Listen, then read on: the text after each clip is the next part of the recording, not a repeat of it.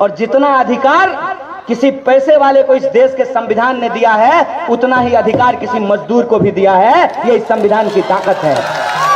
अपने ही देश में आपने हमको प्रवासी बना दिया। हम आपकी फैक्ट्रियों में काम करते हैं, हम आपके लिए बस चलाते हैं, हम आपके लिए ठेला चलाते हैं, हम आपके लिए रिक्शा चलाते हैं, हम आपके लिए खेतों में मजदूरी करते हैं। हमने आपके लिए बिल्डिंगें बनाई। कश्मीर से लेकर के कन्याकुमारी तक इस देश को अपने खून पसीने से सींचा। जब एक बीमारी आई तो हमको झोला पोथा लेकर के दबाड़ दिए। कौन है इसका जिम्मेवार? कौन इसकी जवाबदेही लेता है? और जब आप पूछिए कि अस्पताल नहीं है तो सरकार कहती है पैसा नहीं है। आप पूछिए कि इलाज नहीं है तो सरकार कहती है कि पैसा नहीं है। आप पूछिए स्कूल में पढ़ाई नहीं है तो सरकार कहती है पैसा नहीं है। तो मुझे बताइए कि चुनाव में 30 को हेलीकॉप्टर घुमाने के लिए नाना के यहां से पैसा लाए हैं। किसका पैसा है? जनता का पैसा है, आपके टैक्स का पैसा है। इनका सारा फुटानी आपकी बदौलत है, जनता की बदौलत है। ये जो सरकार में बैठे हुए लोग हैं, इन्होंने एक बात सीख ली है।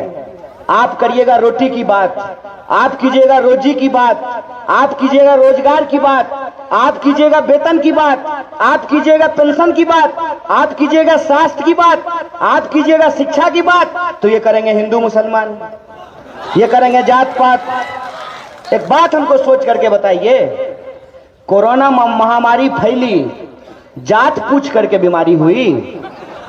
डेंगू का मच्छर धर्म पूछ करके काट रहा था कि टीका लगाने वाले को काट लेंगे और टोपी लगाने वाले को नहीं काटेंगे।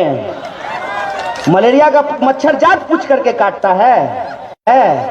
बिहार की महिलाओं को एनीमिया होता है, खून की कमी होती है, जात पूछ करके होता है।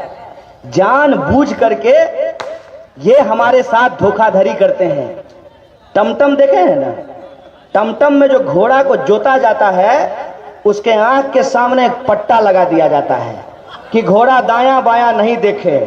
ये हमको घोड़ा समझते हैं, हम घोड़ा नहीं हैं, हमको दायां बायां दिखता है। अपने सवालों का जवाब देने की बजाय बताते हैं कि 30 साल पहले क्या हुआ था।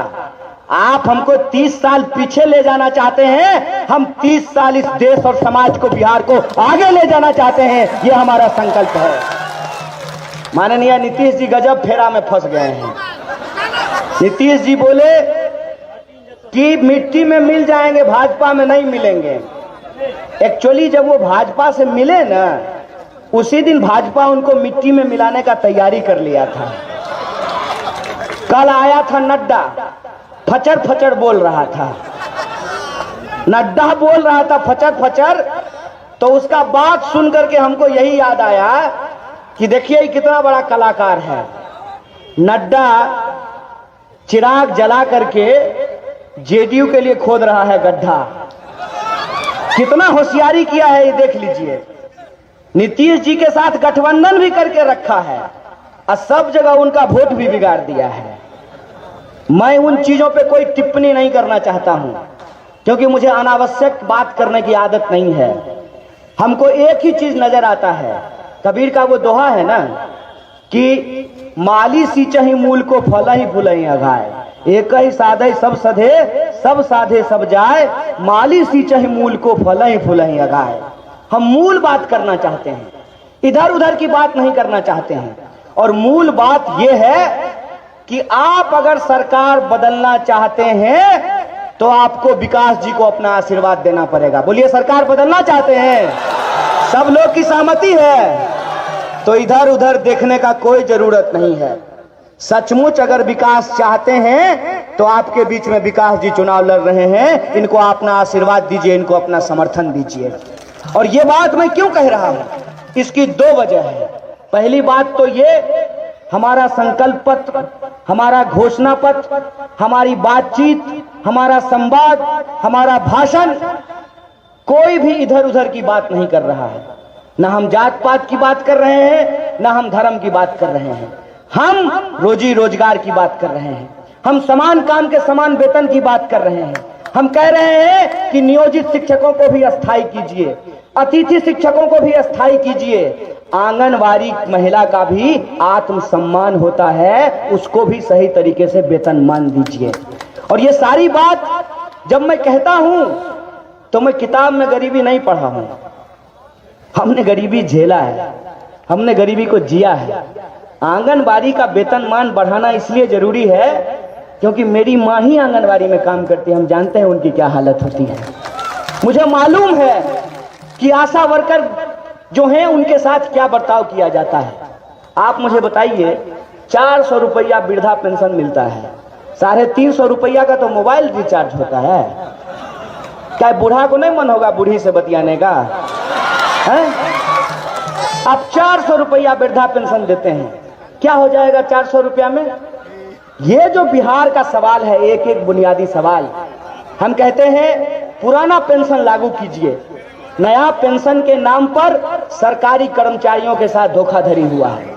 पुराना पेंशन लागू कीजिए, समान काम का समान वेतन लागू कीजिए, वृद्धा पेंशन की जो राशि है उसको आप बढ़ाइए, बिहार में नए रोजगार के अवसर को पैदा कीजिए।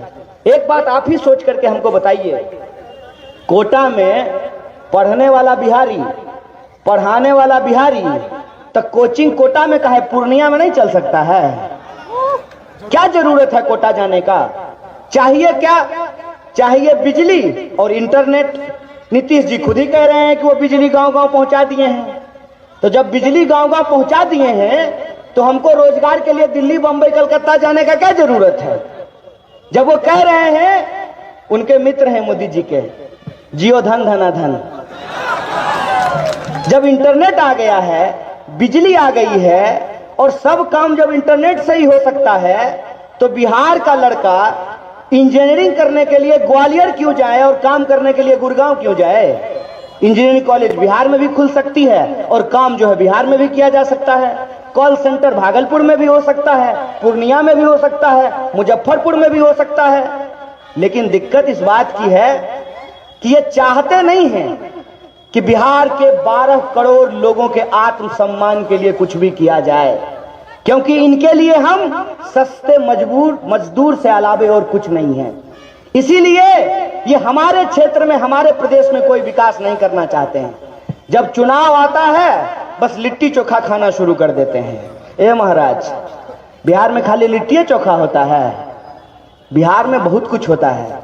बिहार को अगर आप ठीक से घूमे होते, देखे होते, समझे होते तो आपको पता चल जाता कि सिर्फ लिट्टी चोखा नहीं, पेपचा का पत्ता का बचका भी बना करके हम लोगों को खाने के लिए आता है। हर इलाके की अपनी एक खास चीज है। मुजफ्फरपुर में लीची भी उगाते हैं, हाजीपुर का केला भी होता है, नवगछिया में भी केला होता है। आप अगर अपने उस फैशनेबल डिजाइन से बाहर निकल करके बिहार की जनता के बीच जाएंगे तो आपको पता चल जाएगा कि बिहार की शक्ति क्या है। और बिहार की सब शक्ति, सबसे बड़ी ताकत बिहार के ये 12 करोड़ लोग हैं। अगर इनका प्रबंधन किया जाए, बिहार की खेती किसानी का प्रबंधन किया जाए, नए उद्योगों का सृजन किया जाए, तो बिहार के लोगों को बाहर जाने की जरूरत नहीं है। आप बताइए, पढ़ने के लिए बाहर जाना है, इलाज कराने के लिए बाहर जाना है, नौकरी करने के लिए बाहर जाना है, यहां तक कि छोड़ दीजिए, नयका बुतरू सबका ब्याह होता है तो हनीमून मनाने के लिए दार्जिलिंग जाता है। क्या जी, किसी शिमला वाले को, किसी बंबई वाले को पूर्णिया में कभी देखे हैं घूमते हुए? किसी सरदार जी को देखे हैं आपका धान काटते हुए? कोई बंगाल का लोग आकर के आपके दुकान में मेहनत कर रहा है, मजदूरी कर रहा है? तो ऐसा हमारे साथ क्यों हो रहा है कि हर चीज के लिए हमको ही बाहर जाना पड़ रहा है? क्योंकि हमने जिनको चुना है उन्होंने हमको ठगा है। यह बात हमको अपने दिमाग में डालना पड़ेगा। इसीलिए बदलाव जरूरी है। और ये तो कोसी का इलाका है, हर साल आप लोग बाढ़ देखते हैं, पानी का जल जमाव देखते हैं। आप मुझे बताइए कि जहां पानी जमा हो जाता है वो पानी से बदबू आने लगती है कि नहीं आने लगती है? पानी महकने लगता है कि नहीं महकने लगता है? और आपके इलाके में तो 20 साल से सुने हैं पानी जमा है कि नहीं? तो बदल देना चाहिए ना, बदलिएगा, भूलिएगा नहीं ना। हम सुने हैं मुर्गा भात आजकल खूब चल रहा है, ठीक है, कोई बात नहीं है, खाइए मुर्गा भात। कौन वो अपने पप्पा के घर से आपको खिला रहा है? आप ही की योजना को लूटता है और चुनाव के टाइम पे आपको मुर्गा भात खिला देता है। खा लीजिए, कोई दिक्कत नहीं है, लेकिन बस याद रखिएगा 5 दिन का मुर्गा भात अगर वोट देते वक्त याद रहा तो 5 साल के लिए मुर्गा बन जाएंगे। मुर्गा भात खा लीजिए, लेकिन जब ईवीएम के सामने जाकर के खड़ा होइएगा तो एक बात अपने मन में विचार कीजिएगा कि इस बार का चुनाव महज चुनाव नहीं है, बदलाव का संकल्प है। ये एक जन आंदोलन है और इस जन आंदोलन में सरकार को बदलने की, समाज को बदलने की, अपने रोजी रोजगार के, अपने विकास के लिए आपको मतदान करना है। बोलिए, करेंगे कि नहीं करेंगे? पक्की बात, ठगने वाला बात नहीं ना। हम भी नहीं ठगते हैं। पता है क्यों? क्योंकि हम आसमान से उड़ करके नहीं आए हैं। आप ही की तरह आप ही का जीवन हमने भी जिया है। इसीलिए हम भाषण जो है कागज देख करके नहीं देते हैं, पढ़ करके भाषण नहीं देते हैं। जो दिल की बात होती है वही कहते हैं, और आप भी जब दिल से सोचते हैं तो दिल की बात दिल तक पहुंचती है। ये दिल का रिश्ता कायम हो, ये बदलाव की लड़ाई में आपका साथ मिले, आपका आशीर्वाद मिले।